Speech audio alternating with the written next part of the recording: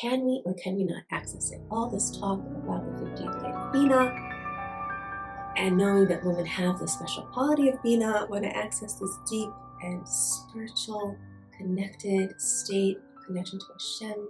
It's so deep in us.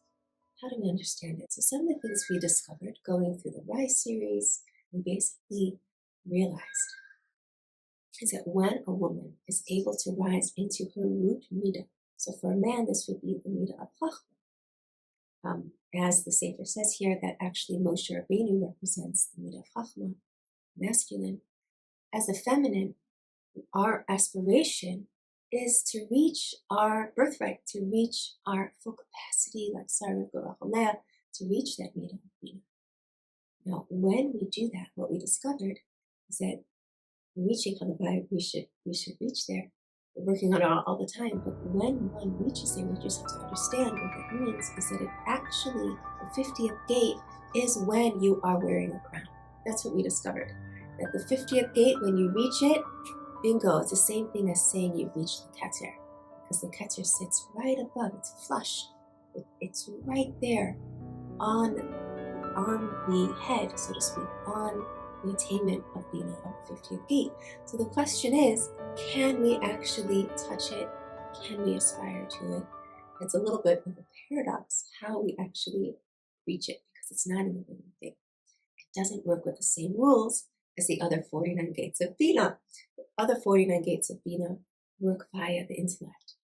They work via what's called in Hasidic texts the chitzonius, the outermost layer of the heart.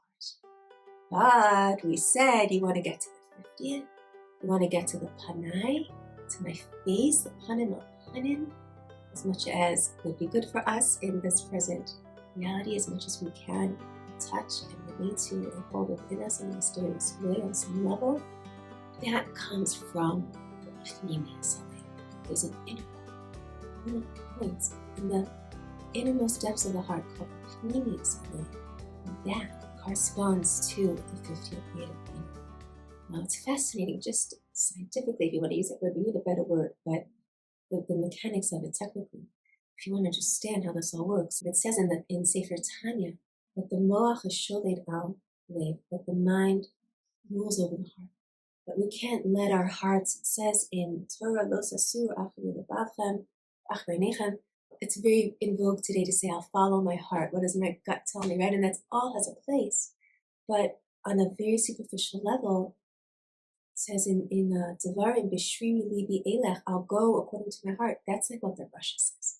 But that is not what a work of spiritual development and attunement is trying to bring us to. A path of spiritual growth is when our mind is trying to examine our raw emotions and refine them and bore them and see which ones need to be modified or harnessed or channeled or sifted or whatever the process might be. So that is all true, but there's an innermost point in the heart, the pneumius halev, and that is actually the Eishes Chala Teraspa. That is not subject to El Bisheich Teshukasech. It's not subject to the conscious mind to guide and direct it, but it is in fact above the conscious mind.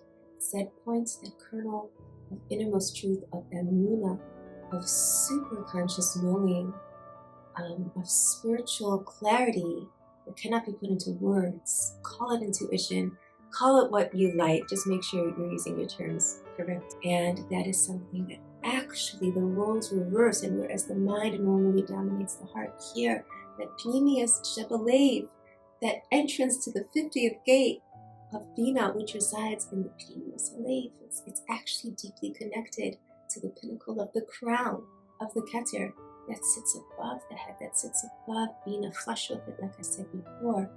And I hope that we're starting to see this beautiful picture of how it all works. So now I said it works by different rules. You can't access it in the same way. How exactly do we access it?